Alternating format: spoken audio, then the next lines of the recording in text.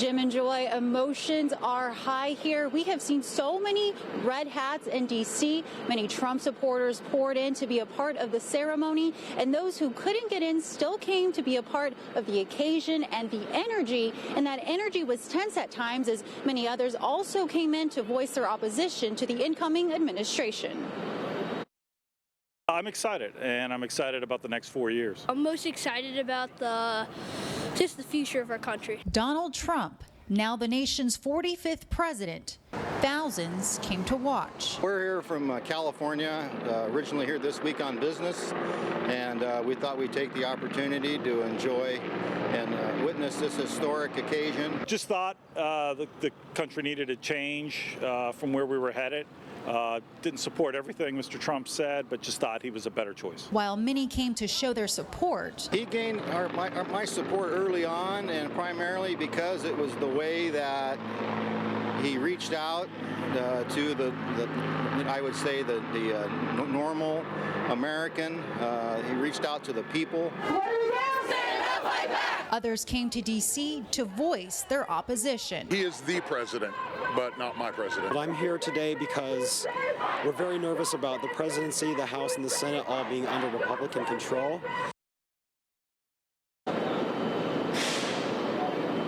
And Berks County was also represented here at the inauguration. I spoke to some of them here, and I'll have their reaction coming up on the Berks edition at 5:30. For now, reporting live in Washington, D.C., Maria Salazar, 69 News. We've seen plenty of folks headed out to balls, dressed up, or just out for a night on the town. And among those folks were also folks from Berks County, and we spoke to Congressman Costello as well as the chair of the Berks GOP, and they said that it's hard to put an exact number on exactly how many people from Berks County were here, but they think it's about 300. Berks County certainly delivered for the incoming president. There's no question about that. Berks County helped Donald Trump win Pennsylvania and get to the White House, and some of those supporters came to D.C. to see him take office. It's very exciting here. I'm very excited to be here. I supported him from the get-go, and I think he's going to be actually someone pretty good for our country in the future. Congressman Ryan Costello represents Pennsylvania's 6th District, which includes parts of Berks, Chester, and Lebanon counties. His office gave out 200 tickets to the event, and he says many went to folks in Berks. Half of them probably went to residents of Berks County. We had a tremendous interest shown from Berks County constituents. Also in attendance, Berks County Republican Committee Chairman Joe Ritterow. It's a great and humbling honor to be there representing Berks County Republicans and all Berks Countyans. Folks from Berks are also expected to come to D.C. on Saturday. A couple hundred women are leaving from Reading to be part of the Women's March on Washington. It was an instantaneous decision. The instant I saw it on Facebook, I was like, yes, I'm there. Así es, Perla, hemos visto bastantes de esas gorras con el lema de la campaña de Donald Trump, pero también hemos visto bastantes pancartas expresando su desagrado con el presidente.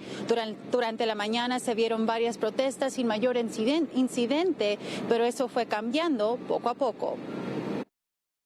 Estoy muy orgulloso de estar en este país y tener la opción de venir y disfrutar todo. Donald Trump se convierte en el 45º presidente de los Estados Unidos y miles llegaron a D.C. a ser testigos. I supported him from the get-go, and I think he's going to be actually someone pretty good for our country in the future. Luis González del condado Berks participó en la ceremonia inaugural. Él dice que apoyó a Trump desde un principio y cree que es bueno para el país y nuestro futuro. Pero no todos llegaron a D.C. para ser parte de las celebraciones. Muchos vinieron a protestar. Pero los gritos y marchas no sorprendieron a algunos. Creo que estas elecciones, si hubiese sido Donald Trump como es, o si hubiese sido Hillary Clinton, habían opiniones bien fuertes en los dos lados. Eso es lógico. hay personas que apoyan y otras personas que no. En ninguna parte se da contento a la gente. Lo único que quiero decirle yo al presidente, que lo ilumine Dios y que haga bien y gobierne para todos los americanos y por consiguiente para todo el mundo. Las protestas comenzaron sin mayores incidentes, pero eso cambió por la tarde cuando docenas de personas fueron arrestadas, cuando cruzaron las barreras de la ruta del desfile y atacaron a oficiales de seguridad. Thank you very much, Joy. Now to Maria Salazar. She's been in D.C. all day and continues our live coverage tonight. Maria? Rob, things have not toned down at all since the inaugural events this afternoon. We've seen long lines of people waiting in line to get into the inaugural events, as well as other activities, as well as a very heavy security presence, as you can hear, and still protesters taking to the streets. On Inauguration Day, two realities clashed in D.C. You know what fracking is? My sixth grader. Yeah, that's job 6. My 11-year-old. I am proud to be an American, to be part of something as historical as any inauguration and watch the peaceful transfer of power. The reason why I'm actually out here is because of Trump and his policies and the people that he has chosen to pick as his staffers. After the speeches and parade, many put on their best for a night on the town at one of the official balls or some other celebration. Among those out and about in D.C. tonight, Berks County Commissioner Christian Leinbach. We're going to be heading to the Freedom Ball this evening. But that spirit of celebration is happening side by side with demonstrations. Some took to the streets, chanting and marching. I'm out here talking to a lot of the Trumpers to actually engage in conversation, because conversation is the one thing that I believe is actually going to end up changing the entire world. That's right, Rob. Earlier today, we caught up with some local supporters and voters near the ceremony, and tonight we caught up with Berks County Commissioner Christian Leinbach as he headed out for a night on the town. I am proud to be an American, to be part of something as historical as any inauguration and watch the peaceful transfer of power. After the sunset, many put on a tux or gown for a night on the town, including Berks County Commissioner Christian Leinbach, his first celebration at the Corduroy in D.C. I'm here with the National Association of Counties. I'm a part of the 8-member executive committee. Then we're going to be heading to the Freedom Ball this evening, and I have to give a shout out to Dietrich's Men's Shop in Hamburg, Pennsylvania, right down the road. It's a rental tux from Les Worley and their team in Hamburg. A few hundred people from Berks County came to D.C. for the festivities and to cheer on as Donald Trump became the nation's 45th president. But not everyone is celebrating in D.C. Some took to the streets. Our streets! Our streets! Our streets! And the streets will be filled tomorrow for the Women's March. Among those marching, members of the Berks Unitarian Universalist congregation in Reading. It's a message to ourselves. It's a message of empowerment. For many members, it's personal. After all these years, I finally am able to be a woman, and I share now in the concerns that a lot of women in our country have. There are some immediate things that are in real danger. I have a daughter that has a heart problem. I have a grandson that has diabetes. And we'll have coverage on the march tomorrow morning beginning at 7 a.m. on our Sunrise Show. We're now reporting live in Washington, D.C., Maria Salazar, 69 News. Like yesterday, hundreds of thousands of people poured into Washington, D.C., not to celebrate the president, but rather to send him a message. WFMZ's Maria Salazar is live in our nation. Maria?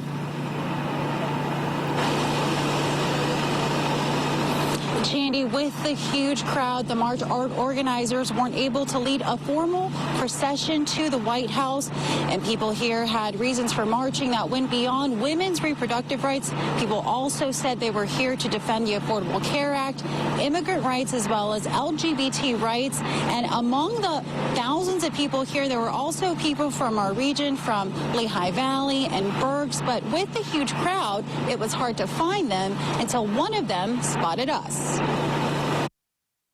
I'm from Seattle, Washington. I'm from Indianapolis, Indiana. They came from all over. Both women and men. I have 3 daughters. I'm here with my youngest. Just because this is a women's march doesn't mean that men can't be here to support the women.